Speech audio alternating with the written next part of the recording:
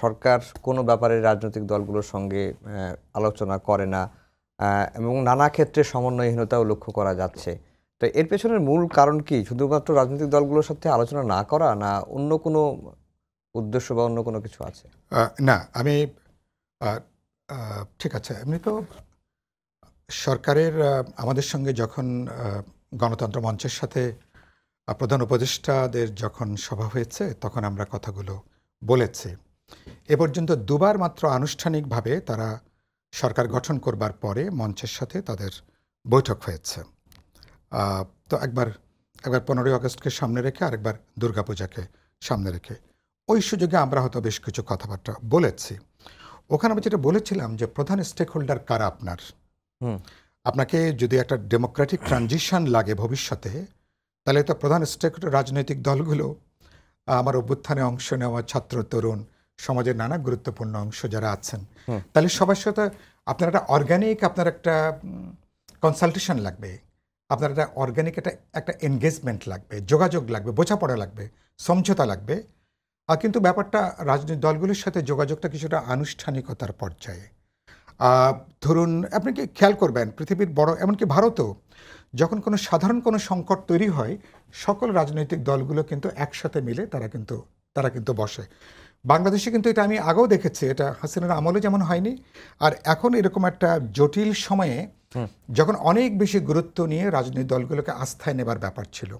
ওই যে বললেন ছাত্র তরুণরা, সৌরভ ভাই বললেন, তাদের সাথেও যদি আনুষ্ঠানিকভাবে যদি বৈঠক না হয়ে থাকে, আমার মনে হয়েছে সরকারের মধ্যে মানে অনেকগুলো সরকার কাজ করে কিনা, সমন্বয়ের তো একটা গুরুতর ঘাটতি আছে।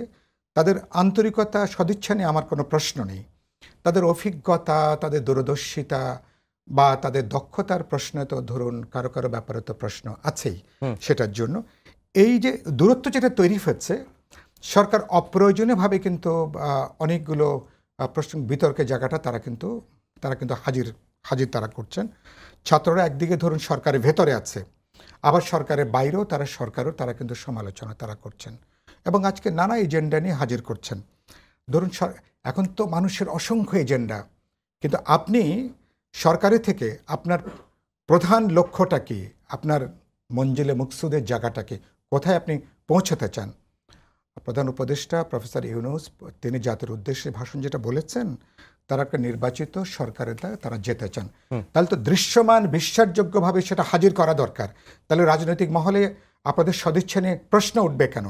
তাহলে রাজনৈতিক মহলে আপনাদের কোনো হিডেন এজেন্ডা আছে কিনা, আপনারা অন্য কোনো দিকে চলে যাচ্ছেন কিনা, এগুলো নিয়ে আপত্তি উঠবে, এটা নিয়ে প্রশ্ন উঠবে কেন, এটা নিয়ে সন্দেহটা আসবে কেন? কারণ আপনাদের তো বিশেষ কোনো রাজনৈতিক কোনো পক্ষপাতিত্ব থাকার কথা না। আপনার অভ্যুত্থানের সরকার, ঠিক আছে, আমরা সবাই আপনাদেরকে এক কাটা সমর্থন জুগিয়েছি, কিন্তু চরিত্রগতভাবে আপনারা নন পার্টিজান একটা এন্টারিম সরকার। একটা ফ্যাসিস্ট রেজিমের পরবর্তীতে ডেমোক্রেটিক্যালি ইলেক্টেড গভর্নমেন্ট যাওয়া পর্যন্ত আপনাদের টেনিওর। আপনারা কী করবেন?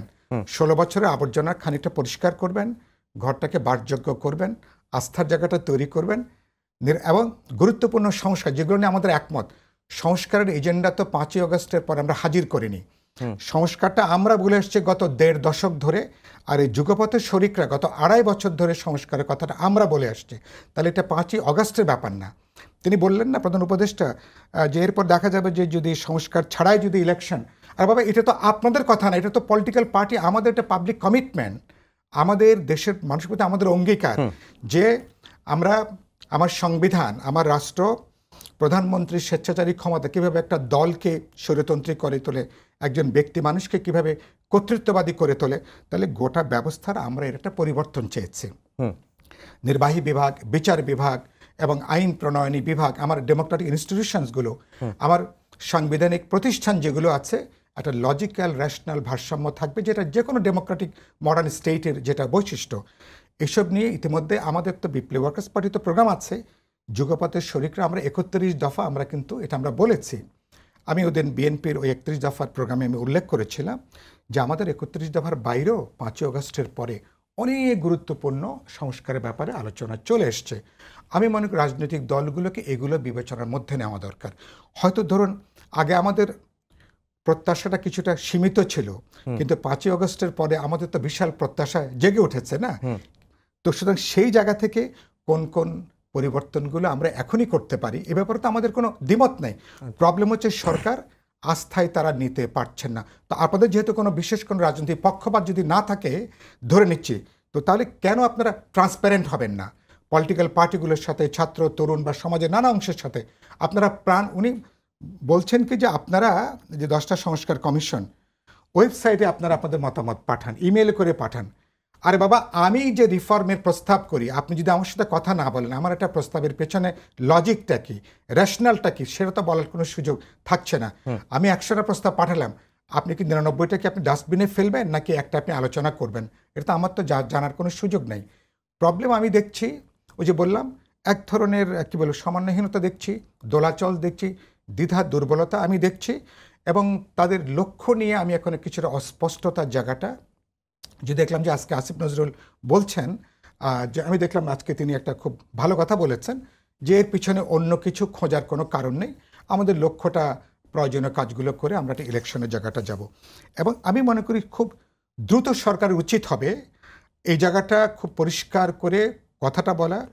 রাজনৈতিক দলগুলোর সাথে এখন জরুরত হয়েছে আরেক দফা আলাপ আলোচনা করে সত্যি সত্যি তারা কি করতে চান, তাদের এই রোডম্যাপটা কি, পথনকশা জায়গাটা কি। হ্যাঁ, টেকনিক্যালি ইলেকশন কমিশন ফাইনাল ইলেকশনের ডেটটা দেবে, ইলেকশন কমিশন ডিক্লেয়ার করবে, এটা ইলেকশন এর মধ্যে। কিন্তু আপনি ইলেকশন কমিশনে তো 5 জন ফেরেস্তা বসিয়ে দিলেও তারা ইলেকশন করতে পারবে না যদি না সরকার সর্বতভাবে যদি সহযোগিতা না করে। তাহলে এটা একটা অর্কেস্ট্রা যেখানে পলিটিক্যাল পার্টি, অন্তর্বর্তী সরকার, ইলেকশন কমিশন, সকল স্টেক হোল্ডাররা আমরা সবাই যদি একটা যৌথভাবে যদি এই অর্কেস্ট্রার পার্ট হতে পারি, তাহলে বাংলাদেশের বিশাল সম্ভাবনা আছে আমরা আগামীতে একটা গণতান্ত্রিক অভিযাত্রার দিকে যাওয়ার জন্য। সরকার উচিত হবে ঝেড়ে কাশা, পরিষ্কার করে কথাবার্তা বলা, বলবেন যে আমাদের কোনো হিডেন এজেন্ডা নাই, পরিষ্কার বলবেন আমাদের এখানে সন্দেহ করবার কোনো কারণ নাই, পরিষ্কার বলবেন আমরা বিশেষ কোনো এজেন্ডা নিয়ে আমরা পুশ করছি না, পরিষ্কার করে বলবেন পলিটিক্যাল পার্টি, রাজনৈতিক সমাজ তারা আমাদের মূল স্টেক হোল্ডার, এবং আমরা আগামী 2025 সালের মধ্যে যদি নির্বাচন করি বেরিয়ে যেতে পারি তাহলে সেটা আমাদের জন্য ভালো হবে। এই কথাগুলো যদি আপনি এভাবে বলতে পারেন, সরকারের প্রতি আস্থাটা বাড়বে, বিশ্বাসটা বাড়বে, অনেকগুলো সমস্যাও সমাধান করাটা সহজ হবে।